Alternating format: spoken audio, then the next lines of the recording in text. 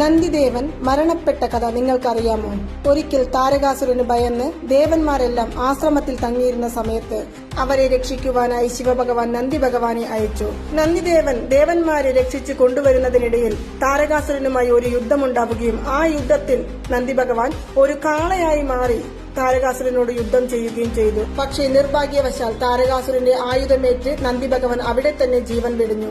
ഇതുകണ്ട ശിവഭഗവാൻ ഉടൻ തന്നെ സ്വർഗത്തിനു വേണ്ടിയാണല്ലോ താരകാസുരൻ ഇത്രയും അക്രമങ്ങൾ കാട്ടിക്കൂട്ടുന്നതെന്ന് മനസ്സിലാക്കി സ്വർഗലോകത്തെ തന്നെ ഇല്ലാതാക്കുവാനായി കോപത്തോടുകൂടി തന്റെ കയ്യിലുള്ള ത്രിശൂലത്തെ സ്വർഗത്തിലേക്ക് എറിഞ്ഞു.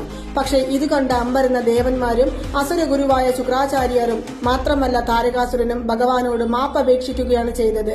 മാത്രമല്ല ശുക്രാചാര്യർ ശിവഭഗവാനോട് സഞ്ജീവിനി വരം വാങ്ങിയിട്ടുണ്ട്.